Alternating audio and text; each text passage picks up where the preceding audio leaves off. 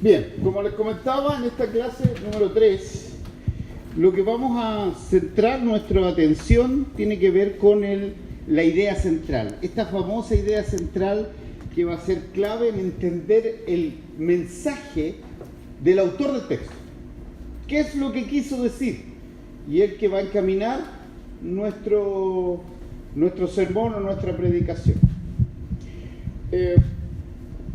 Dos elementos que son básicos para que después revisemos la tarea que tenemos. No.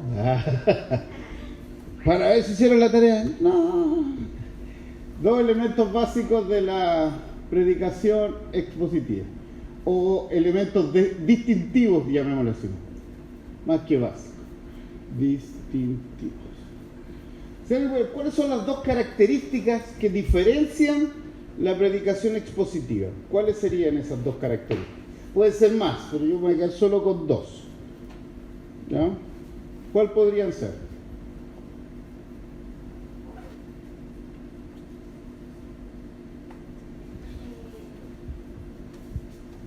¿Se puede equivocar? Ahí no hay miedo a equivocarse hoy día. La idea es, ¿cuál sería? A ver. Interpretar correctamente y hacerlo entendible. Ya, no, pero eso dijimos, eran los dos fines del predicador. Ahora que teníamos que anhelar dos puntos. Uno, tenemos que ser fiel a la palabra de Dios, y para eso tenemos que interpretar muy bien. Y para el otro lado tenemos que ser fiel a nuestra audiencia, por lo tanto tenemos que transmitir el mensaje de manera correcta. Y para la primera función, que es el de interpretación, teníamos una herramienta teológica que se llamaba ¿cómo? Contextualización. No. Exégesis. Ah, bien, hermenéutica, de ahí sale la exégesis, de ahí sale todo lo demás, pero la herramienta es la hermenéutica. Y para el tema de cómo transmitir el mensaje, ¿cuál es la herramienta teológica que tenemos? La homilética, ¿cierto? Ok. Hermenéutica para interpretar, homilética para que es el arte de la predicación, de la transmisión de este mensaje. Bueno, pero la predicación expositiva, ¿verdad? Porque esos dos elementos son básicos para cualquier tipo de predicación, pero en la predicación expositiva tenía dos elementos característicos, había más de dos, pero dos que para mí son claves porque me van a hacer diferenciar del sermón textual, del temático, etc. ¿Cuál sería? Esos dos elementos. Ya, contexto. Ok, muy bien. El primero es que el tema se encuentra en el texto. Y no yo vengo con un tema, entonces voy a buscar un texto que me ayude a reafirmar mi tema. ¿Ok? Si yo hago eso, que es el error o la forma, no vamos a hablar de la forma que comúnmente se hace la predicación, yo quiero predicarles a mis hermanos de la fe.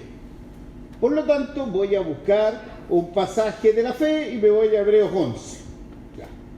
Pero lo más probable es que ahí en la fe lo que está buscando es una definición y está mostrando a hombres o personajes que fueron impactados por esta fe, ¿cierto? Pero lo más probable es que me va a faltar algunas otras cosas con relación a la fe.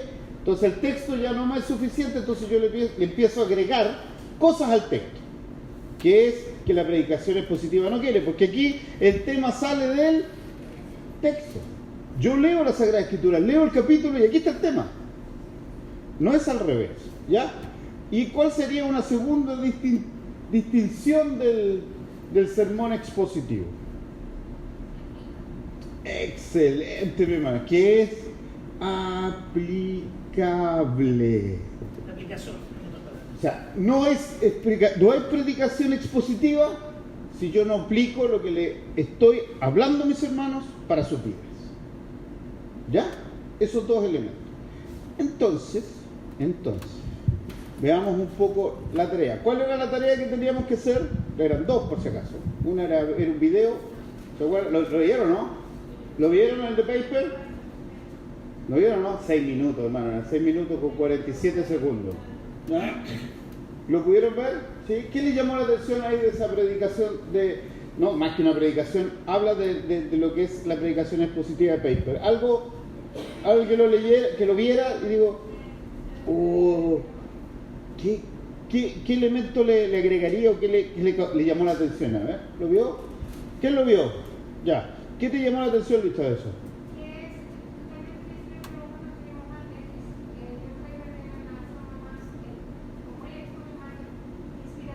Uh-huh. ¿Podría explicar eso de esa característica inspiracional como para poder, a ver si entendemos todo por lo mismo, por eso quiero, ¿cómo lo interpretarías tú o cómo lo explicarías a los hermanos de esa parte inspiracional?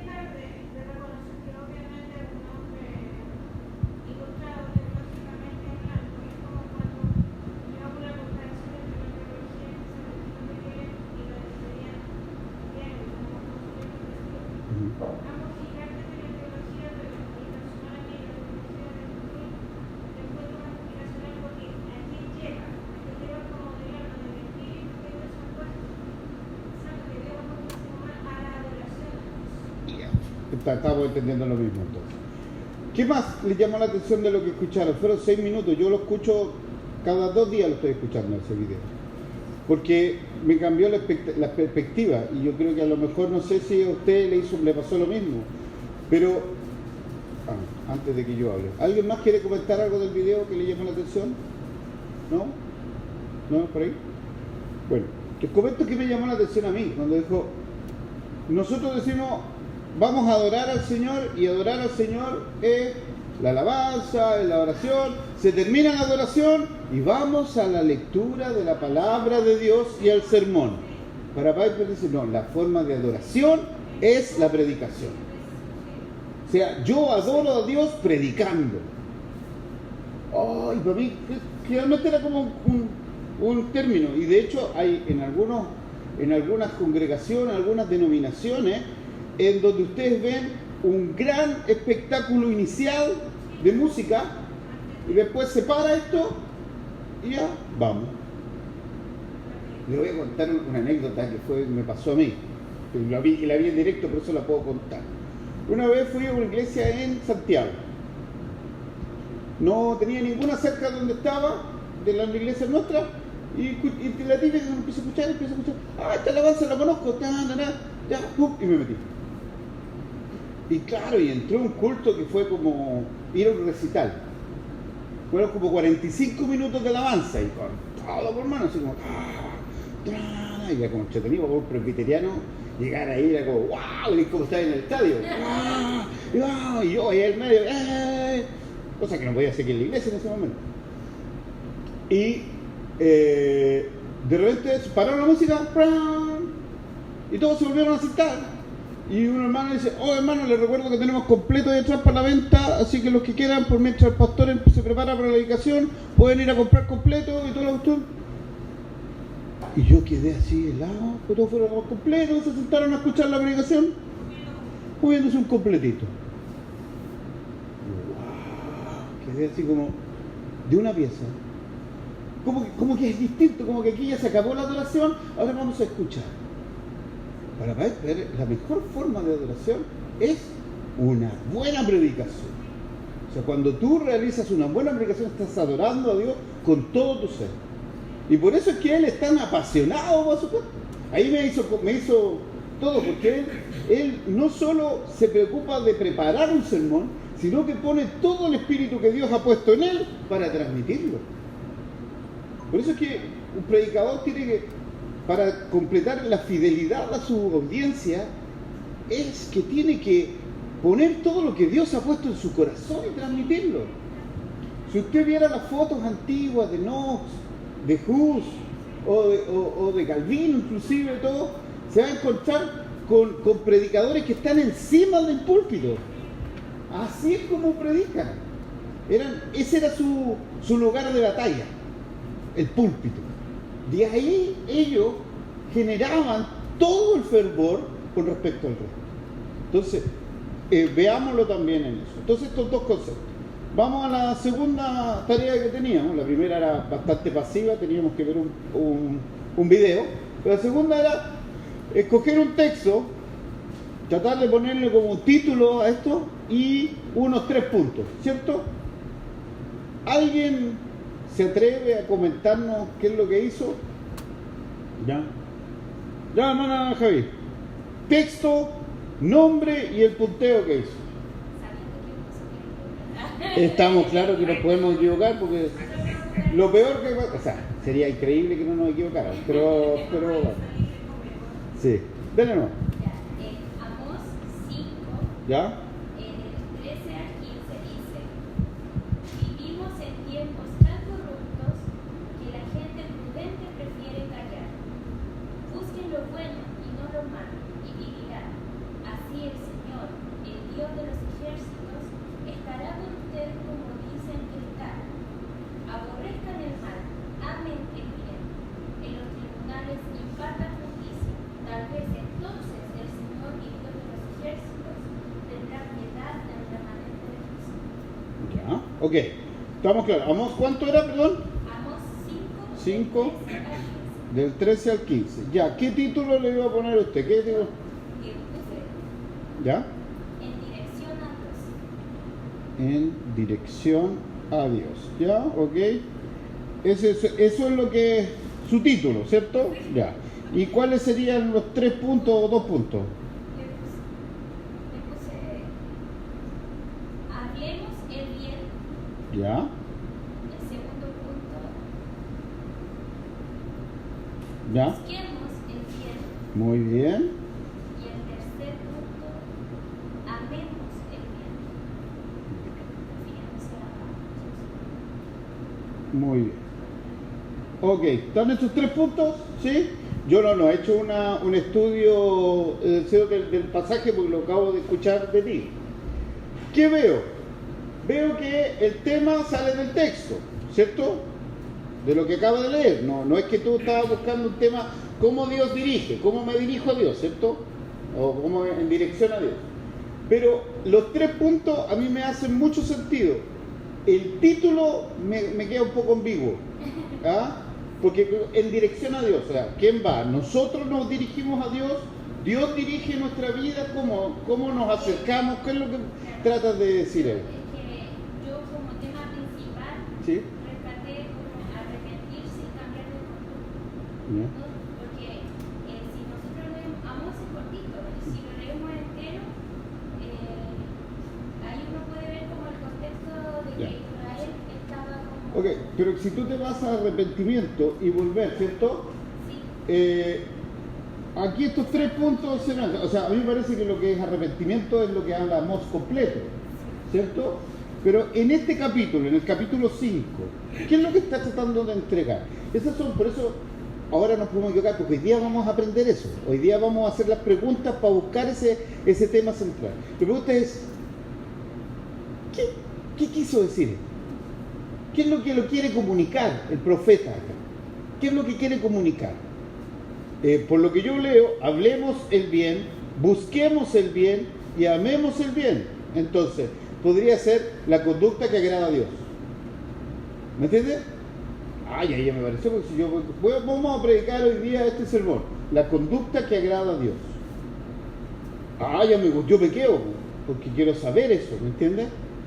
Que sería distinto a un sermón textual, que sería como lo que dio el pecado de Israel. ¿Te das cuenta? De ahí voy a repetir a lo mejor la clase anterior, donde veíamos un sermón textual y ¿se acuerdan cuando leímos Jonás? ¿Sí? Un textual de un expositivo, y eran los mismos versículos, pero la forma de tratar era distinta, porque el título del sermón era El enojo de Jonás.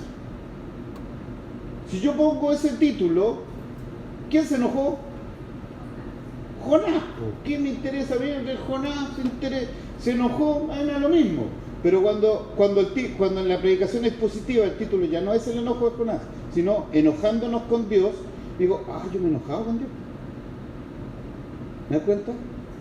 Y ahí le agregué, porque lo transmitiste, lo dijiste así. Hermano Carlos, usted me mandó y yo lo encontré extraordinario lo que usted hizo, así que lo voy a compartir con los hermanos. ¿Ya? Lo ordenó, no, lo tenía de todo desarmado. Está bien, pues son sus apuntes, así que está bien. Puede tenerlo. Pero ¿se entendió esto, Javi? ¿Se entendió el resto, no?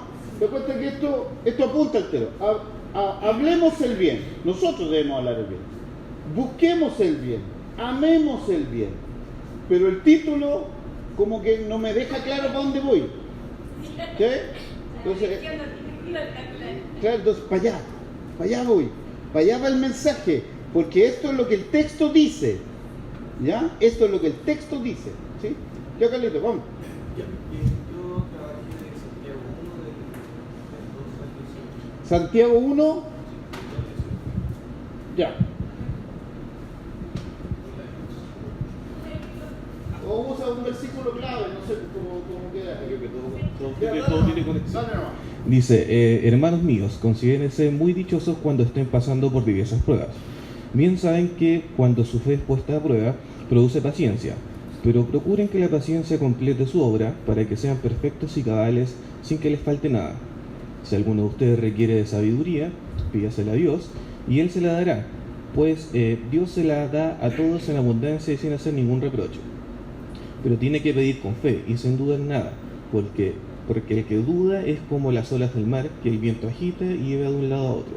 Quien sea así, no piense que recibirá del Señor cosa alguna, pues el hombre de doble ánimo es inconstante en todo lo que hace. El hermano pobre debe sentirse orgulloso cuando sea exaltado, el rico debe sentirse igual cuando sea humillado, porque las riquezas pasan como las flores del campo. En cuanto sale el sol, quemándolo todo con su calor, la hierba se marchita y su flor se cae, con lo que su hermosa apariencia se desvanece. Así también se desvanecerá el rico en todas sus empresas. Dichoso el que hace frente a la tentación, porque pasada la prueba se hace acreedor a la corona de vida, la cual Dios ha prometido dar a quienes los aman. Cuando alguien sea tentado, no diga que ha sido tentado por Dios, porque Dios no tienta a nadie, ni tampoco el mal puede tentar a Dios. Al contrario, cada uno es tentado cuando se deja llevar y seducir por sus propios malos deseos. El fruto de estos malos deseos, una vez conseguidos, es el pecado, y el fruto del pecado, una vez cometido, es la muerte. Queridos hermanos míos, no se equivoquen, toda buena dádiva y todo buen don perfecto desciende de lo alto, del Padre de las luces, en quien no hay cambio ni sombra de variación.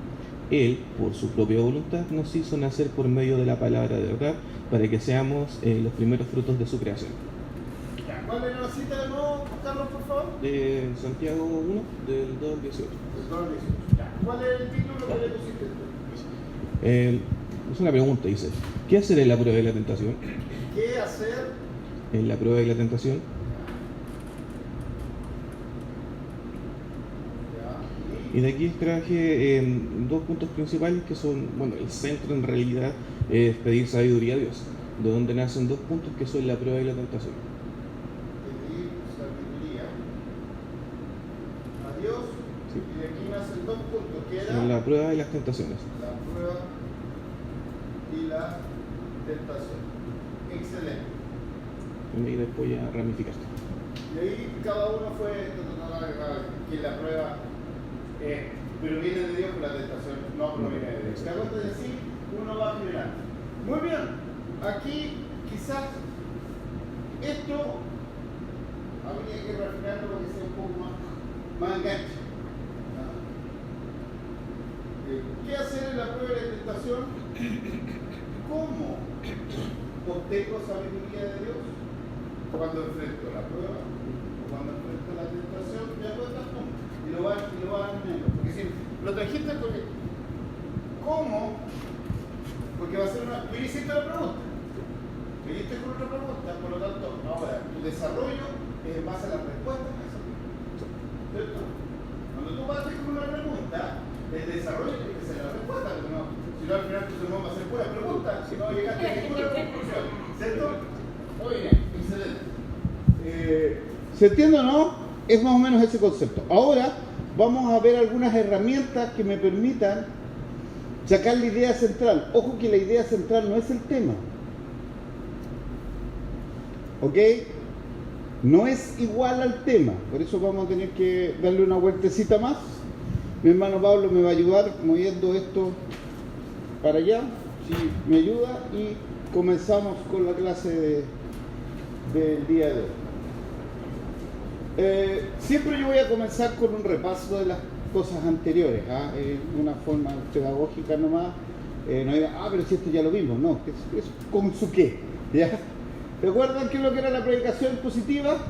Es la comunicación de un concepto bíblico derivado y transmitido a través de un estudio histórico, gramatical y literario de un pasaje en su contexto, el cual el Espíritu aplica primeramente.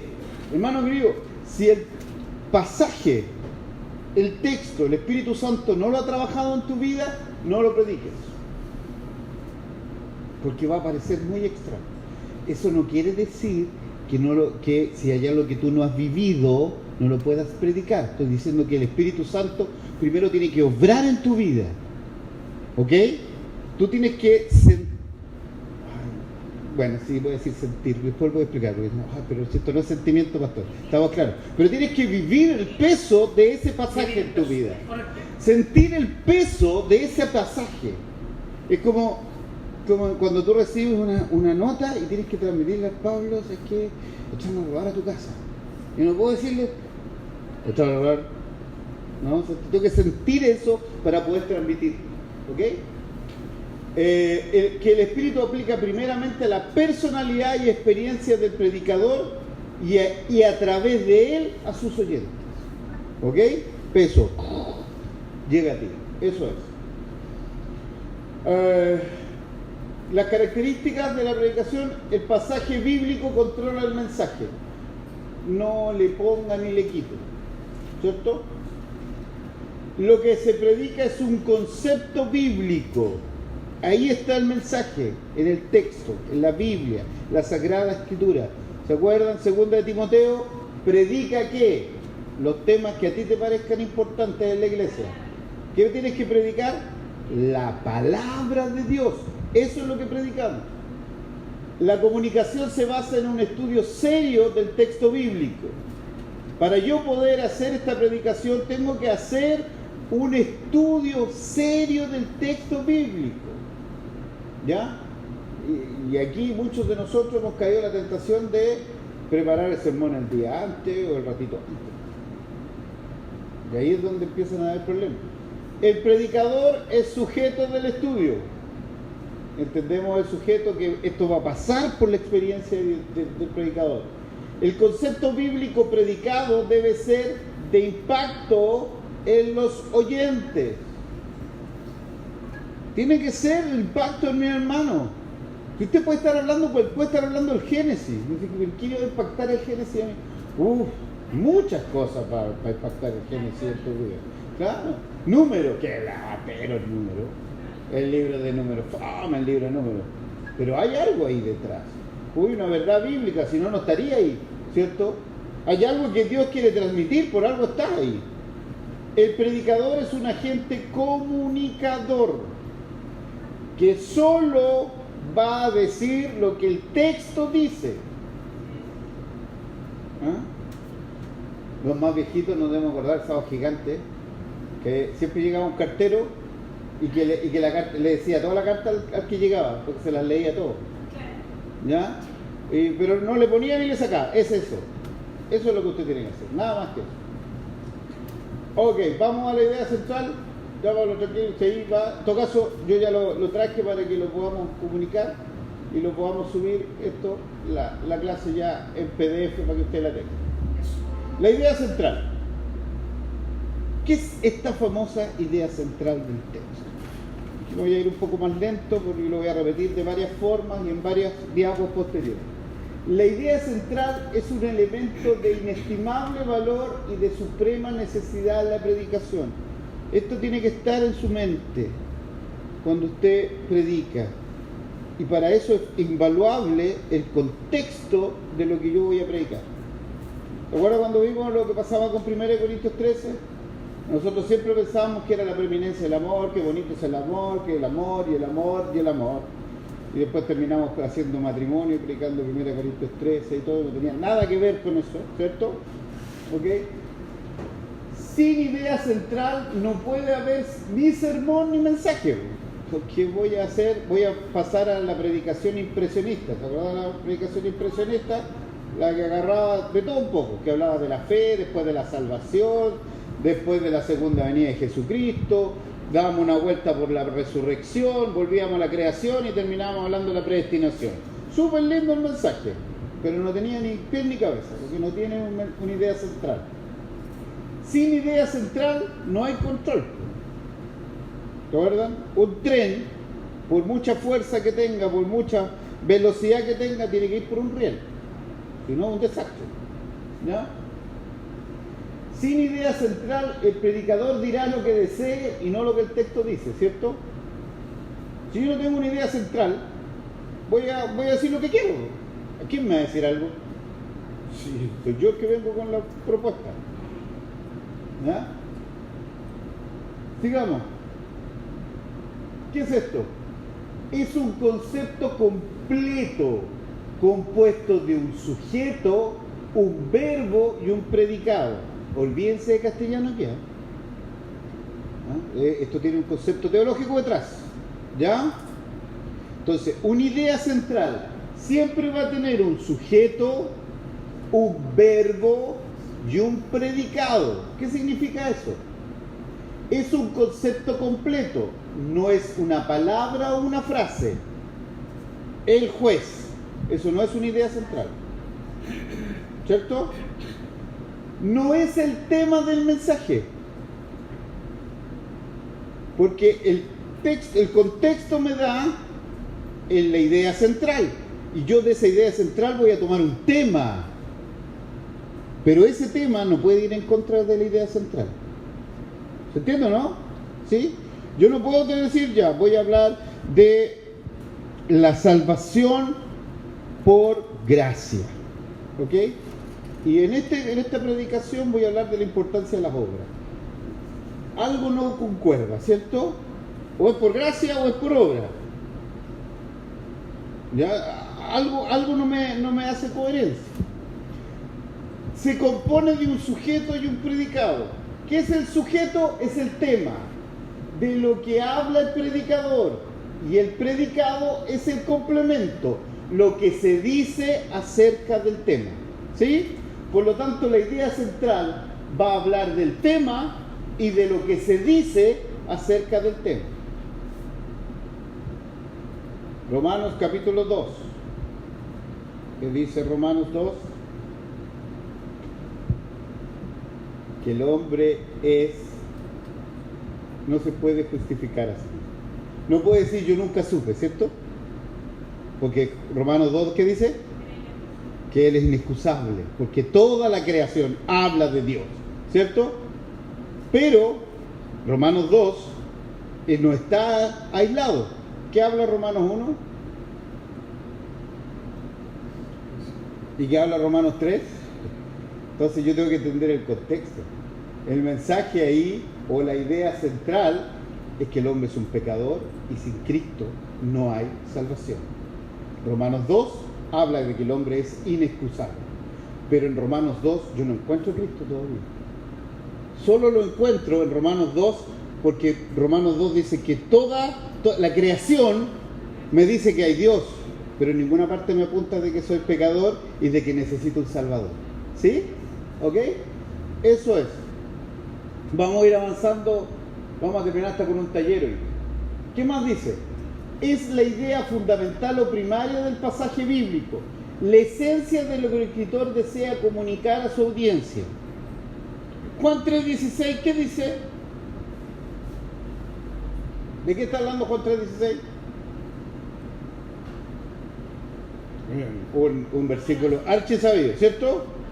¿De qué habla Juan 3:16? ¿Del amor de Dios a quién? Al mundo. Porque dice, porque de tal manera amó Dios al mundo, que ha dado su Hijo para que todo aquel que en Él no se pierda, mas tenga vida eterna. Si yo lo tomo así, yo puedo asumir que Dios ama al mundo, a todos. ¿Dios ama a todos? ¡Wow! ¿Te das cuenta, no? Porque si no leo el versículo siguiente, que es el 17 y el 18, me voy a quedar con una percepción. Y Juan 3 tiene un montón de cosas que decirnos.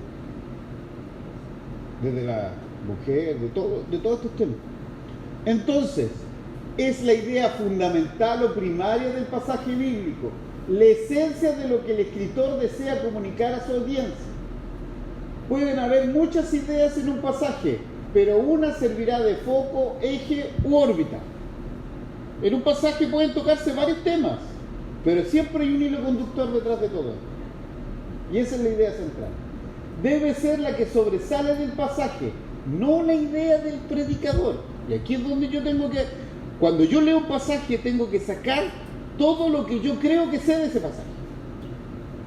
Porque voy a ir prejuiciado al pasaje. Juan 3:16, el amor de Dios hacia el mundo. Wow, pero el 17 dice que y a los suyos vino, no lo recibieron, y que así como el pecado, el amor, dice que los hombres amaron más las tinieblas que la luz. Y sigue hablando de la condenación, por hermanos queridos. Entonces, ¿cómo se entiende esto? Diferencia entre la idea exegética y la idea homilética. Ya, vamos a parar un segundo aquí. Preguntas, dudas, consultas, digan ahora o callen para siempre, hasta aquí. ¿Vamos? ¿Estamos entendiendo entonces la idea central?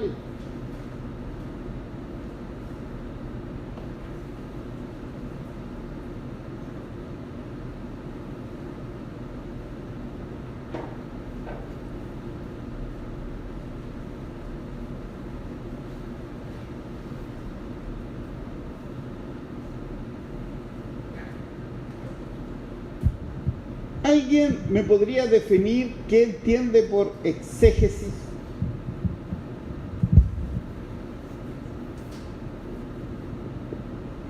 Esta es una palabra que hemos hablado como las 3 clases estuvimos hablando de exégesis.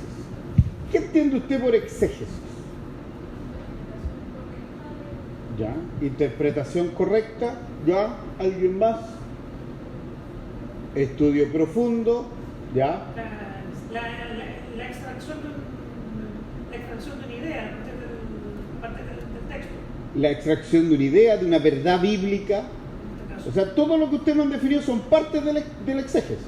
O sea, la exégesis es sacar fuera, eso es exégesis, hacia afuera. Claro, hacia afuera. Pero ¿qué es lo que voy a sacar hacia afuera? ¿Mis ideas? ¿Lo que yo quería predicarle a mi hermano?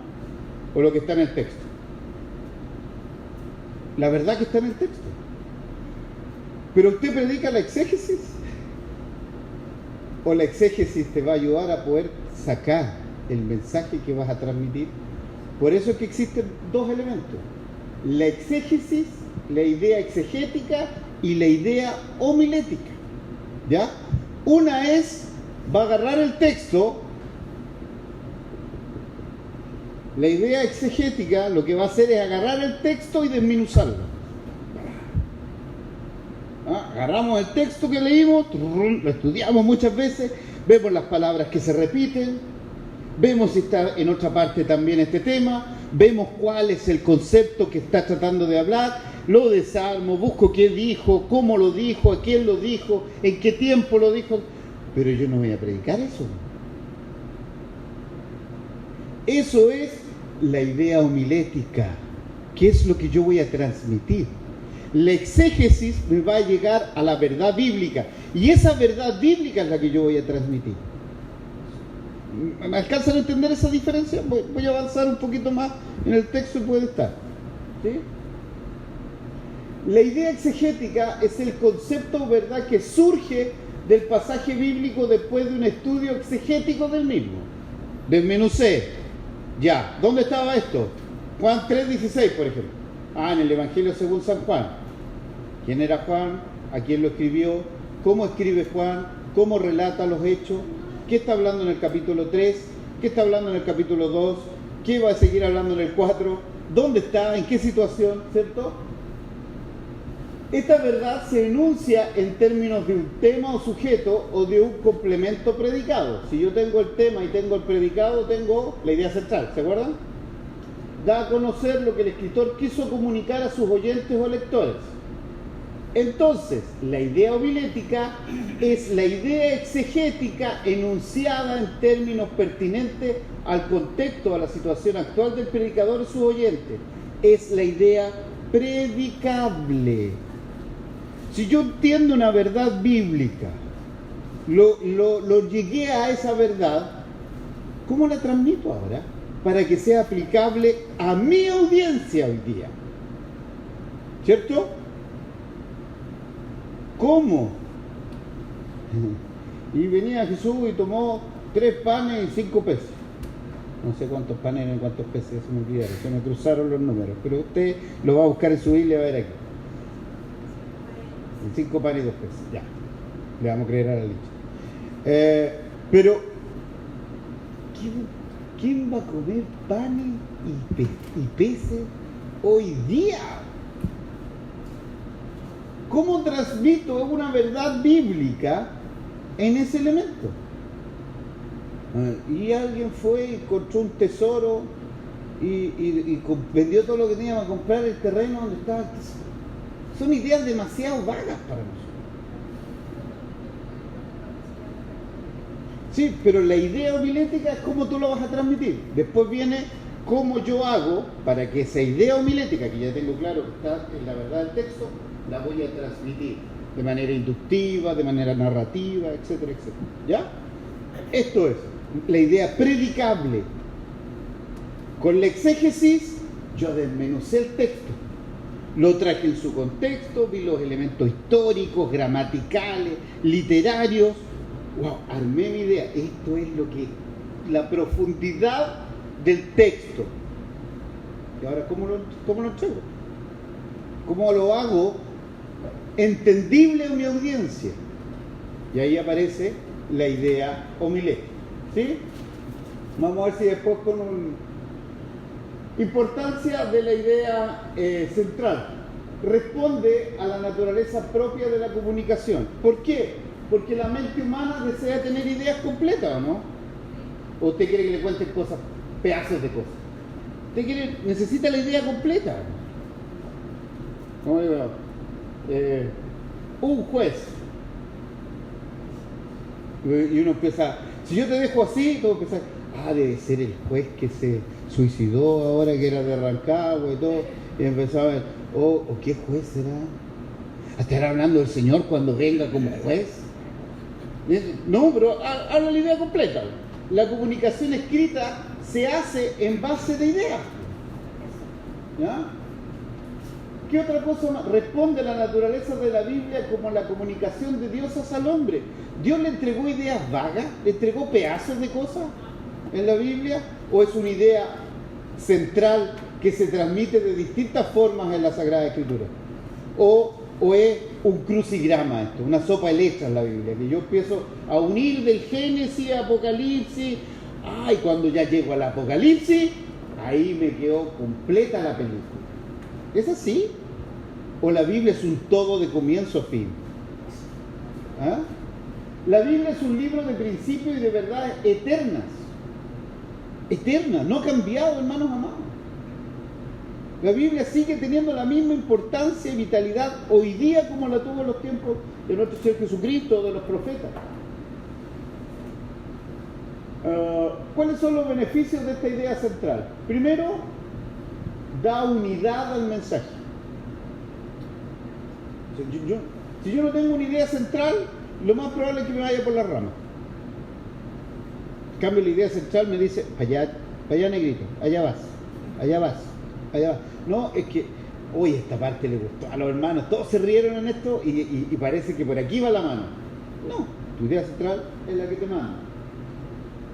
Da dirección al mensaje. No solo me hace que todo lo que yo hable sea un todo, sino también dirige para dónde tengo que llegar. Segundo, obliga al predicador a estudiar a fondo el pasaje. Porque si yo no lo estudio bien, ¿se acuerda cuál era una de las desventajas de la predicación expositiva? Desventaja. Y que si yo no predicaba bien iba a confundir a la iglesia. Eso sería la confusión. Confusión.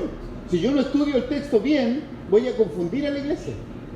Porque voy a agregar o poner cosas que en el texto no están. porque los puse yo, porque me parecieron interesantes. Justamente. Deja una enseñanza clara para la congregación. Hermano, cuando usted vio eso todo, cuando hizo su bosquejo, ¿le quedó claro, hermano Carlos, lo que tenía que decir o no? Y al final usted tiene claro lo que tiene que compartir con los... No, ¿sí? Cualidades de la idea. ¿Qué cualidades debe tener esta idea central? Para ver si la logré ganar. Es clara y precisa, no deja las cosas a medio andar. Si yo tengo una idea central así como media abierta, así cualquier cosa, lo más probable es que algo le está faltando al predicado, a las características de este tema. ¿Ah? Es dinámica. No es para pasado, ni para mañana, ni para ayer, ni para nada. Es ahora. Vamos, nos mueve, no nos puede dejar. Sí, se enojó Jonás, mira que leso. Mira cómo se anda enojando Jonás. Yo no me enojaría. No, sí. Te has enojado más de alguna vez. Y te has taimado con el Señor más de alguna vez, ¿no?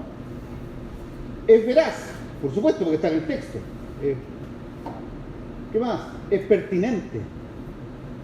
O sea, nos lleva y nos dirige a algo que la iglesia necesita, que está ahí. Es bíblica ante todo. Si usted llegó con una idea central totalmente distinta a lo que la Biblia dice, wow, tenga mucho cuidado. Algo está pasando. Es el resultado de una relación personal con Dios. Aquí la oración, la comunión con el Espíritu Santo en el predicador es fundamental. Es fundamental. Proceso para llegar a la idea central. Se nota que está aburrido, ya le estaba poniendo hartas cosas. ¿Cómo puedo llegar a una idea central? Primero, determine el sujeto del pasaje. ¿Cuál es el tema del pasaje? Sujeto igual tema. Y el tema es lo que se repite varias veces en el texto. No hay que hacer mucho más malabar para eso. ¿Ya? Después, determine el predicado del sujeto. ¿Qué significa? Lo que le da, lo que circunscribe este tema. La salvación. Eso es un tema, ¿cierto? ¿Cuál sería la idea central? La salvación solo por gracia. Wow. Ahí ya tengo una idea central. No toco un tema, pero la salvación, yo puedo decir la salvación. La importancia de la fe, la gracia, la palabra de Dios, la comunicación del Evangelio, poco a poco. Pero ahí le he hecho un cuento. Exprese la idea en términos exegéticos. ¿Cómo significa? Como un principio general. Aquí detrás siempre hay un principio teológico. Y esos principios teológicos pueden hablar de Dios, pueden hablar de la creación, pueden hablar de Cristo, pueden hablar de la salvación, pueden hablar del ser humano, del pecado. Siempre hay un concepto teológico detrás en ese pasaje. ¿Cuál es? Enciérralo ahí. Tratando en lo posible de que el sujeto de la oración corresponda al sujeto o tema del pasaje, ya lo hemos visto. Convierte la idea exegética en una idea homilética o predicable. Esta conversión a veces no es necesaria, pero conveniente. ¿Ya? ¿Por qué? Porque a veces sí, normalmente la idea exegética es comunicable sin darle mayor adorno, pero a veces hay que darle una vuelta más. La predestinación. Wow. Ya, tengo que tratar de meterla desde el punto de vista homilético, como idea homilética. ¿Ya? Bueno, aquí nos vamos a la obra. ¿Ya? ¿Trajeron sus Biblias? Sí, trajeron sus Biblias. Muy bien. Vamos a hacer un taller. ¿Ya? Juan capítulo 6, versículos 66 al 71. Vamos a buscarlo todos. Juan capítulo 6.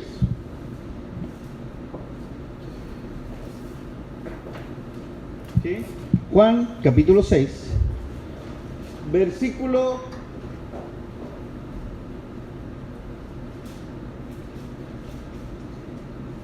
66 al 71. ¿Sí? ¿Lo encontró? Juan capítulo 6, de los versículos 66 al 71. ¿Ya? Muy bien, ¿lo encontró todo? ¿Sí? ¿Lo encontró usted? ¿Sí? ¿Lo tenemos todo ubicado? Ese va a ser el pasaje que vamos a ubicar, ¿ya? Entonces, vamos a la lectura. Sigan, por favor. Yo lo voy a hacer para que quede grabado, nomás, nada más que por eso. Usted vaya, y tratemos de buscar la idea central de esto, ¿ya? Voy. A partir de entonces, muchos de sus discípulos dejaron de seguirlo y ya no andaban con él. Entonces Jesús les dijo a los 12, ¿también ustedes quieren irse? Simón Pedro le respondió, Señor, ¿a quién iremos? Tú tienes palabras de vida eterna. Y nosotros hemos creído y sabemos que tú eres el Cristo, el Hijo del Dios viviente. Jesús le respondió, ¿y acaso no los he escogido yo a ustedes 12 y uno de ustedes es un diablo? Y se refería a Judas Iscariote, hijo de Simón, porque este era uno de los 12 y era el que lo iba a entregar. ¿Sí? Pasaje. Tómese 5 minutos para tratar de sacar la idea central. Ya vamos a ir poniendo en práctica.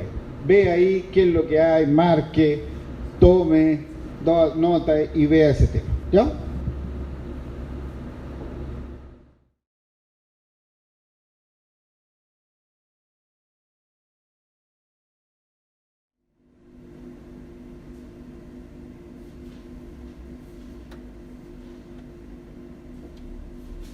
¿Alguien se quiere tirar a la vecina? ¿Alguien puede sacar alguna idea central allí?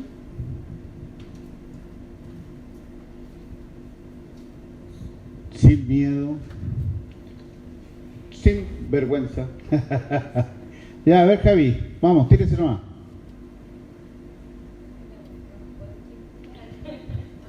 Estamos claros que nos podemos equivocar, aparte que todavía no le he enseñado, así que tiene muchas probabilidades de equivocarse. Así que dele nomás. Creo ¿Ya? que más central es que solo algunos creerán en Cristo. Solo algunos, voy a poner aquí, creerán en Cristo. Ya, muy bien. ¿Alguien más tiene otra idea central ahí? Dile nomás, hermana, sí, no hay problema. La incomprensión del mensaje de Jesús. La incomprensión del mensaje de Jesús. Muy bien. ¿Alguien más? Vamos, 1, 2. Muy bien, andamos en Cristo porque Él nos escogió. Él nos escogió. ¿Alguien más? ¿Qué Ya. es esto? Pero Solo a él podemos recurrir. solo Es más extenso. en Él o a Él Solo a él podemos recurrir. Ya, muy bien. Y mi hermano, creo que alcancé a escuchar a mi hermano Daniel. Dígame. Tírese nomás, vamos. Solo la palabra de Cristo nos da vida eterna. Ok, nos da vida eterna. ¿Cuántas tenemos aquí? 1, 2, 3, 4, 5. Oye, ¿se dan cuenta que son harto distintos, no? ¿Sí? Oh, muy bien. Son distintas. No quiero decir que son malas, estoy diciendo que son distintas. ¿Ya? Dígame. Pero de Cristo siempre está entre nosotros hacia cuidar y salvar. ¿Ya? Muy bien. Sí, vamos a avanzar. Al tiro le vamos a contestar esa pregunta a mi caballero. Fíjense. Acá está el pasaje, ¿cierto? ¿Qué es lo primero que yo tengo que cuando leo un pasaje bíblico? ¿Qué está mencionado ahí? ¿Qué personajes aparecen ahí mencionados en el pasaje? Ya, vamos a ver. ¿Aparece Dios el Padre, no? ¿Aparece Jesús mencionado? ¿Aparecen sus discípulos? ¿Sí? ¿Qué más? Los apóstoles. Simón Pedro también, ¿cierto? Tus discípulos, Simón Pedro aparece primero. Judas Iscariote también sale nombrado, ¿no? Sí. Sí. Es el final. Ya, incluso hasta el diablo dice, parece que, y uno de ustedes no es el diablo, por eso lo puse sin una interrogación, porque puede ser el diablo o un representante de, o una forma de, ¿cierto? Bueno, ¿qué personajes tenemos aquí? ¿Quién está hablando? Entonces, para poder llegar y rescatar esta idea central, una de las primeras cosas que nosotros tenemos que hacer es cosas adicionales que observamos. ¿Cómo actúan estos personajes que vimos? ¿Cómo se relacionan entre sí? Un evento importante. ¿Cuándo ocurrió esto? ¿Qué ha pasado? A lo mejor en Juan no es tan claro, pero esto ocurre, ojo hermanos amados, esto ocurre después del Sermón del Monte. ¿De qué se trata el Sermón del Monte? De la bienaventuranza, dice mi hermana. ¿Seguro que es eso? El Sermón del Monte, capítulos 5, 6 y 7 de Mateo. ¿De qué está hablando el Sermón del Monte? ¿Por qué hace? Porque en el Sermón del Monte hay un punto bisagra en el ministerio de nuestro Señor Jesucristo. Hasta el Sermón del Monte, nuestro Señor Jesucristo era el rockstar. Era seguido por todo el mundo lo seguía. Pero después del Sermón del Monte se fueron todos y quedaron algunos nomás, y muy pocos. Fueron 12. Sí, 12, y uno de esos parece que no era tan... ¿Sí?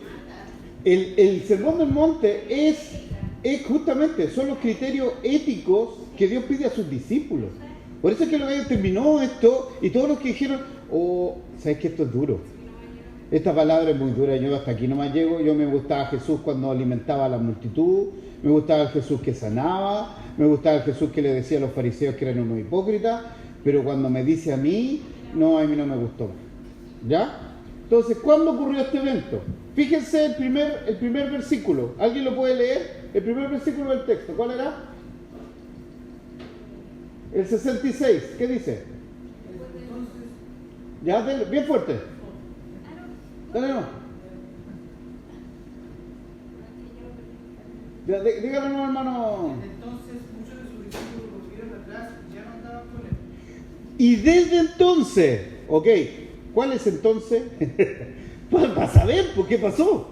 Porque ahí yo parto con, y desde entonces, tengo que ver qué pasó antes para saber quiénes, muchos de qué, de quiénes.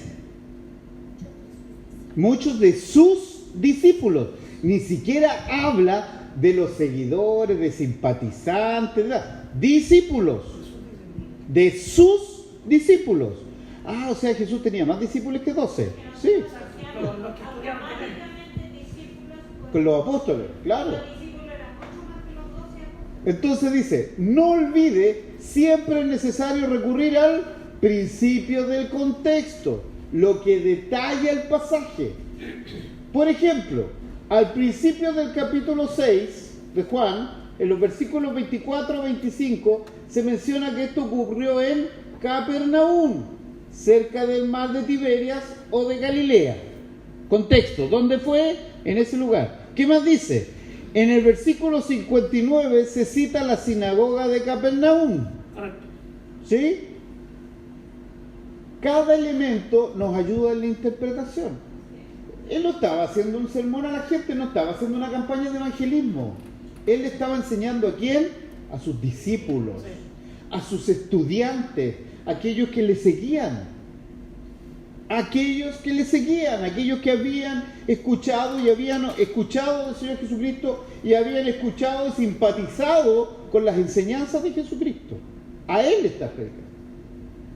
Vea las siguientes acciones, aquí empezaron los verbos. Volvieron atrás, ya no andaban. ¿Queréis iros vosotros? Respondió, ¿a quiénes iremos? Tú tienes, hemos creído, conocemos, escogido, hablaba, iba a entregar, era. ¿Por qué? Porque la idea central tiene un sujeto, tiene un verbo y tiene un predicado, que es aquello que va a circunscribir este tema. ¿Ya? Veamos, ¿qué palabras se repiten en el capítulo que leyó? ¿Qué palabras se repiten? ¿Pueden nombrarme por lo menos dos? Los discípulos. De la palabra discípulo, muy bien. ¿Qué otro en distintos tiempos verbales, pero más o menos lo similar? Irse, ¿cierto? Seguían, se fueron. Estaban, pero ya no estaban. Se empiezan a repetir. ¿Por qué se repiten? ¿Qué diferencia habría si se fueron cambiados?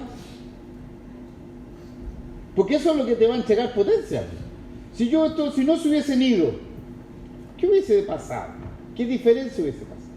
¿Ya? Ok. Aquí vamos a ocupar ahora 1 Corintios 10 para circunscribir. Vamos a volver al mismo capítulo, pero quiero tomar 1 Corintios 10 del 1 al 6. Aquí está, se lo voy a leer.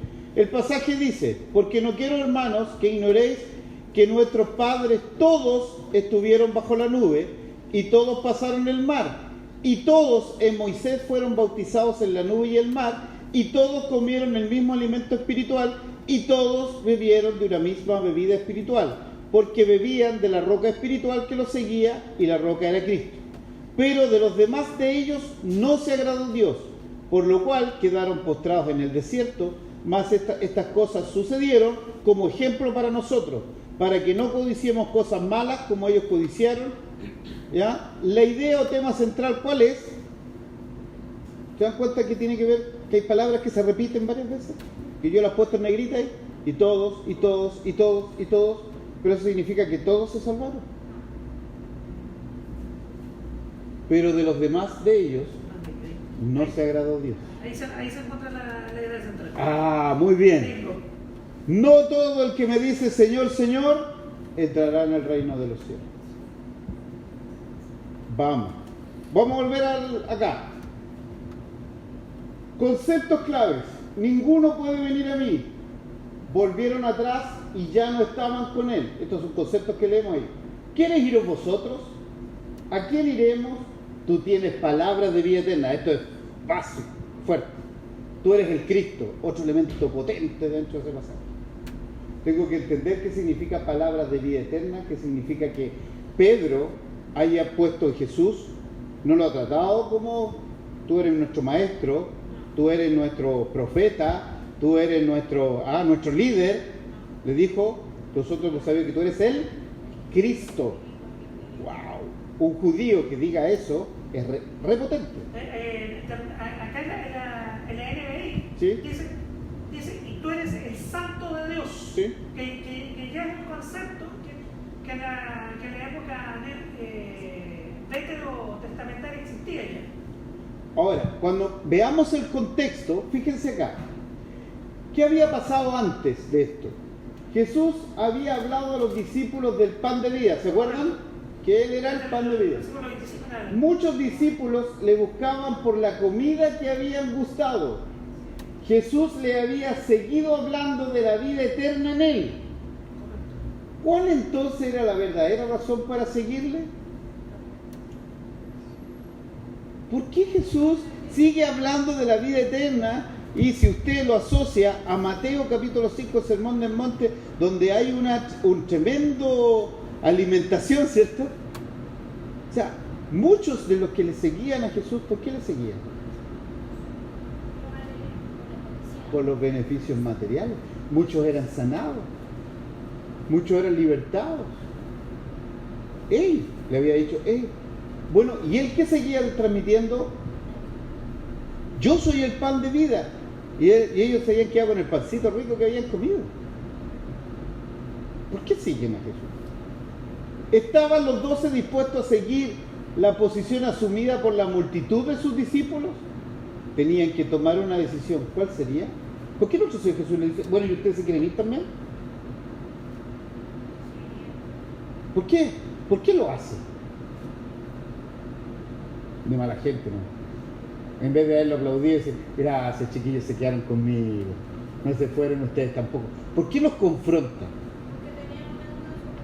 Claro, pero no, y porque de alguna manera nuestro Señor Jesucristo siempre te va a confrontar a ti, es que si le quieres seguir sabiendo el costo del discipulado. Esto es, seguir a Cristo tiene un costo. Seguir a Cristo no es popular. Eso es lo que está atrás. Seguir a Cristo no es popular. Tú debes seguir a Cristo no por lo interés, sino por la vida eterna. ¿Te das cuenta? Wow. Y nosotros, ¿cuántas veces hemos leído este versículo? ¿Cierto? Y no nos había dicho nunca tanto ruido y tanta vuelta. ¿Cómo suena la intervención de Pedro acá? ¿Qué nos muestra respecto a su carácter? ¿Qué nos muestra de Pedro y que Pedro haya contestado? Porque ¿qué contestó? ¿Qué contestó ahí? Pedro. ¿No? Pero era decidido o era impulsivo. Era impulsivo. Pero el que Pedro tomara la iniciativa implica que él era un líder del grupo de los apóstoles. ¿Había un liderazgo en Pedro, no? Yo creo que sí. Sí. Ahora, creer que un líder, como lo pinta la Iglesia Católica, que es poco menos el primer papa, no es eso, ¿cierto? Pero era un líder, era un hombre, un líder, de hecho era uno de los mayores. Él había, y sus hermanos habían seguido al Señor, había un liderazgo. ¿Qué significa realmente? ¿Por qué Juan menciona a Judas Iscariote? ¿Por qué lo menciona? ¿Esta mención implica un conocimiento previo? O sea, Juan tuvo una profecía, se le reveló el Señor de que Judas lo iba a entregar, ¿o no? ¿O es porque el Evangelio está escrito mucho después que pasaron los acontecimientos? Por eso que Juan hace nuestro Señor Jesucristo nos dijo a nosotros: no lo elegí yo a vosotros y uno de ustedes me va a entregar, ¿no? ¿Es el diablo? No lo dijo eso, ¿es el diablo? Y ahí Juan, ya una vez que pasaron todos los acontecimientos, dice: esto lo dijo por Judas, que lo iba a entregar. Pero en ese momento Juan pasó. Nada, nadie lo supo, ¿cierto? Miren qué bonito esto. Versículos 65 y 67 dijo: observe las relaciones lógicas dentro del texto. En el versículo 65, y dijo. En el 67, dijo entonces Jesús. Notamos entonces que la idea gira entonces alrededor de la demanda que Jesús había planteado desde que les habló del pan de vida y la vida eterna, diciéndole: trabajad no por la comida. También le repetía mención de que nadie podía venir a él si no fuera que el Padre le traía. En el versículo 37, en el 39, en el 44 y el 65. Es el mismo rumbo. Tenemos del verbo respondió, se encuentra dos veces, una en referencia a Jesús y la segunda en relación a Pedro. En ambos casos se deriva de la idea dijo, ¿cierto? Entonces, si nosotros hacemos ¿cómo, para dónde va la idea central?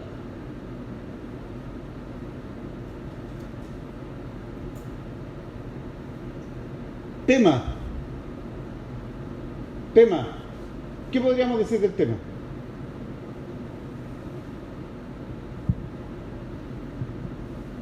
Avancemos un poquito más, a ver si todavía no llega. En este punto clave es la preparación busque dividir el pasaje. Este es un punto clave en la preparación del sermón. Si no podemos dividir el pasaje de forma natural, es posible que no podamos elaborar un sermón que deseamos dar. ¿Cómo se dividiría el pasaje que hemos tomado un ejemplo? 1. Nadie viene al Padre si el Padre no lo trajera. Versículos 65 y 66. 2. La demanda a los 12. Versículo 67. 3. La respuesta de los 12. 68 y 69. Y 4. La respuesta de Jesús. 70 y 71. Ahí empiezo a tener una división de pasajes.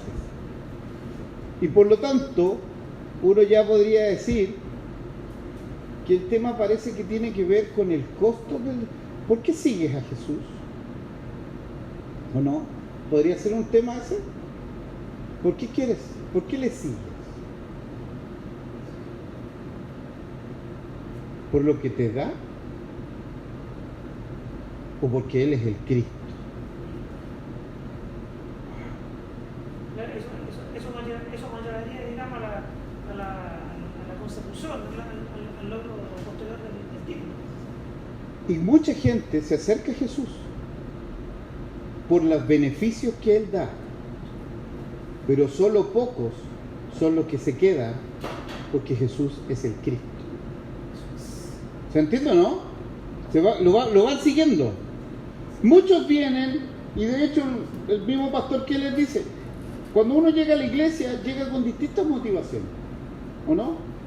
Y esas motivaciones nunca son puras, así como, oh, yo quiero a Dios, yo lo amo, Dios tocó mi corazón, por eso vine a la iglesia. No. Puede ser, pero generalmente no es así. Yo vengo porque tengo una necesidad. ¿Ok? Yo tengo una necesidad. Tengo una necesidad de trabajo, tengo una necesidad familiar, tengo una enfermedad, tengo un montón de cosas. Y llego a la iglesia. ¿Está aquí? No hay ningún problema. Pero una vez que te encuentras con Cristo, ¿por qué te quieres quedar con Él? ¿Porque solucionó tu problema? Entonces transformas a Cristo en un bombero que cada vez que hay un incendio en tu casa hay que ir a apagarlo. ¿Por qué? Porque Jesús te está diciendo, ok, si me sigues por mis beneficios, te digo algo, seguirme tiene un costo. Seguirme siempre va a tener un costo. Y ese costo es impopular. O sea, no todos lo quieren seguir. ¿Sí? Veamos. La idea central del pasaje es una declaración sencilla de lo que el pasaje quiere comunicar. Contesta la pregunta, ¿de qué se trata? ¿De qué se trata este pasaje, hermano? ¿De qué se trata? Si yo en 3 líneas, ¿de qué se trata este pasaje? ¿Qué me podría decir? Lo que acabamos de leer, del 66 en adelante. ¿De qué se trata? No, pues díganmelo. ¿Qué creen ustedes? Ya, ¿de qué se trata? Que Jesús termina de hacer sus peticiones y la gente se va. Excepto los 12. Y Jesús le pregunta a los 12, ¿se quieren ir también? Pero se quedan. ¿Cierto? Eso sería un resumen, ¿cierto? Más o menos claro. ¿Le quedó más o menos? ¿Sí? ¿Sí? Ok. Y después de esos elementos, ¿qué más podríamos hacer? El proceso exegético descuartiza el texto. ¿Se acuerdan? Lo que vamos a tener que hacer es desmenuzar el texto que había antes, que había después. No predicamos la exégesis, predicamos el texto con el conocimiento adquirido por medio de la exégesis, ¿cierto? Yo interpreté, saqué la verdad bíblica que estaba atrás y eso es lo que prediqué. Pero no les voy a contar, hermano, ¿sabe qué? Tuve que encontrar estas concordancias, entonces la palabra respondió, salía en este versículo 47 veces. ¿Para qué? Claro. Al final hay que ensamblar el texto de nuevo, ya saqué todos estos pedazos, con un entendimiento mayor de su significado. La formulación de la idea central del texto nos ayuda a ensamblarlo de nuevo en nuestras mentes. Como ya entendí que el discipulado tiene un costo y que ese costo es impopular, ahora yo lo empiezo a ordenar. Y puedo entender que muchos de los que siguieron a Jesús hasta ese momento realmente no lo seguían de corazón, sino que querían sus beneficios. ¿Cierto? Por supuesto, mire qué dice acá. Lean ahora que es más cortito y creo que es más simple. Jueces, capítulo 13, versículos del 1 al 5. Búsquelo usted en su Biblia, léalo y trate de encontrar la idea central. Jueces, capítulo 13, del 1 al 5. Idea, Dios... No, ¿para qué le da la idea? Estoy tonteando. No, nada, chao. Ustedes tienen que... Jueces, capítulo 13, versículo 1 al 5. Léalo, vea que se repite y la idea central. ¿Ya? Con esto terminamos.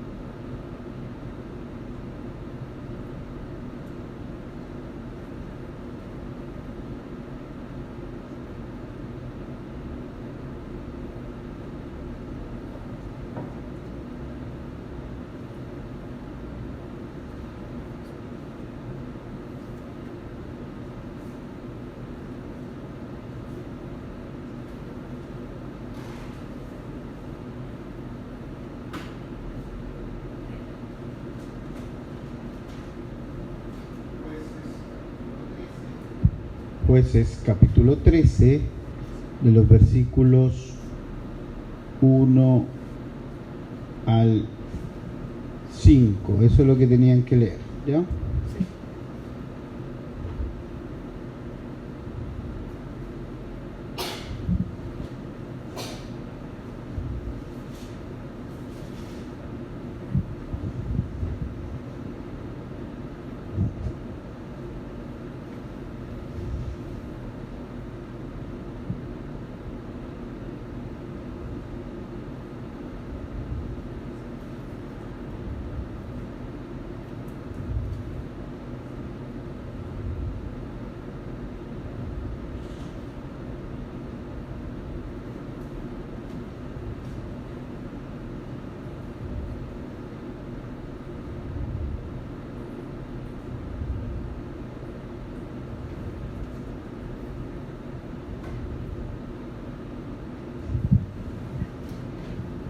¿Sí? ¿Cómo vamos? ¿Ya? Muy bien. Idea central. Ya, hermano Janet. A ver. No puedo decir como cortito, lo voy a decir. ¿Ya?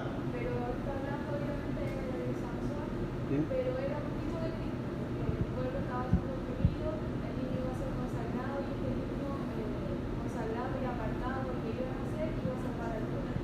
Ya, excelente. ¿Alguien más? La idea que tengo, digamos, tiene algunos matices, pero muchos puntos de contexto. Sí. Sé que nos pusieron de gol, lo que sería un acuerdo tácito. ¿Ya? Que la madre de Sansón, que Dios había concedido a la madre de Sansón, que iba a tener al fin un hijo, el que iba a ser consagrado a Dios. ¿Ya? Y este en el futuro sería el que liberaría a Israel del poder de los filisteos. ¿Sí? ¿Están todos de acuerdo con estas dos ideas o no? ¿Alguien tiene una idea distinta a lo que acaba de decir mi hermana Nané y mi hermano Pablo? ¿No? ¿Estamos? Yo creo que estamos muy bien. Hay que checarlo un poco más, pero eso es. Veamos. Y los hijos de Israel se volvieron a hacer maldad a los ojos del Señor, ¿cierto? Y el Señor los dio en manos de los filisteos. Y había un hombre de Sora, de la familia de los danitas, y su nombre era Manoa, ¿cierto? Y su esposa era estéril y no había dado a luz un hijo, ¿ya? Yo hice la pega ahí y le puse en rojito para que vayan viéndolo. Y apareció el ángel de Yahweh, para que nadie le diga que Jehová es el nombre del Señor y todo eso, ¿no? Yahweh es un nombre. A la mujer y le dijo: he aquí ahora, tú eres estéril y no has dado a luz un hijo. Se vuelve a repetir de nuevo, ¿cierto? Esterilidad y que no había dado a luz un hijo. Pero considera y darás a luz un hijo. ¿Ya? Este era lo negativo, acá viene lo positivo, ¿no? Y ahora guárdate, por favor, no bebas vino o bebida fuerte y no comas nada inmundo. Pues he aquí, estarás embarazada y darás a luz un hijo. Y una navaja no subirá sobre su cabeza, pues nazareo para Dios será desde el vientre y comenzará a librar a Israel de la mano de los filisteos. Si usted se da cuenta, el B viene acá, este se repite, se vuelve a repetir. Dije, no, acá está nadie lo que está cuando estamos grabando esto, voy a volver a repetir esa parte. Acá tenemos, dice, estéril y no había dado su hijo en esta parte, que vuelve a repetir, y he aquí, tú eres estéril y no has dado a luz un hijo. Se vuelve a reafirmar, hay una complicación. ¿Cuál es eso? Esterilidad en esta mujer. Pero Dios, ¿qué dice? Te vas a concebir un hijo, siendo estéril, el milagro.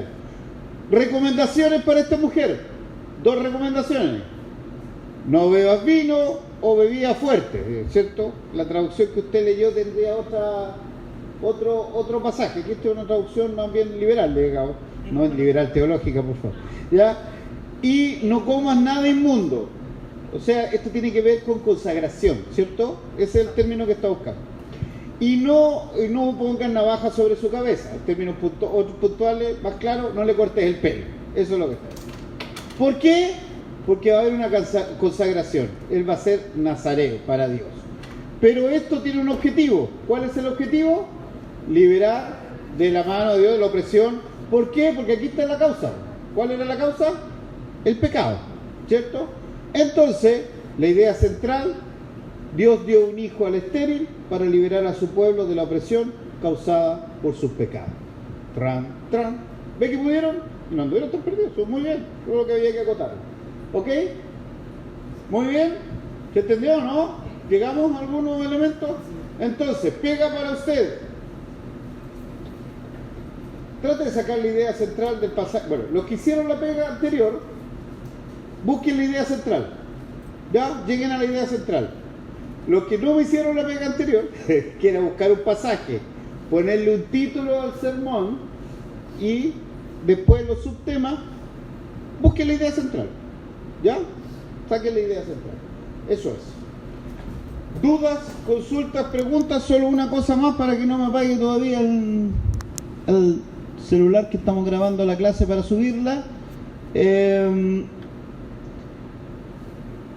Para dejar un poquito encabezado cómo tomamos este concepto para que vean en nuestro bosquejo, que es del texto al sermón, ¿dónde vamos? ¿Se acuerdan cómo empezábamos? ¿Con la elección de quién? Entonces elegimos un texto, ¿cierto? ¿Sí? Al tiro, hermano. Después del texto, ¿qué hacemos con el texto? Lo estudiamos, ¿cierto?